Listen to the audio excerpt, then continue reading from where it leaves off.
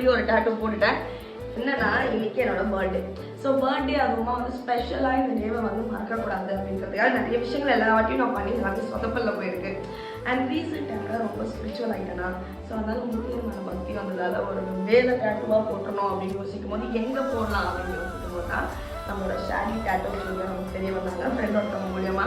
And இங்கே வந்தோடனே நிறைய ஆப்ஷன்ஸ் நிறைய டிசைன்ஸ்லாம் கொடுத்தாங்க.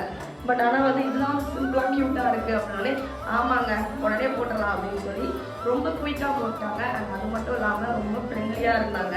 அண்ட் எனக்கு இந்த இடத்துல பிடிச்ச விஷயம் என்ன அப்படின்னு பார்த்தீங்கன்னா நம்மளோட கம்ஃபர்ட் ஜோன் கரெக்டாக இருக்கா அப்படின்றத திரும்ப திரும்ப செக் பண்ணிகிட்டே இருக்காங்க.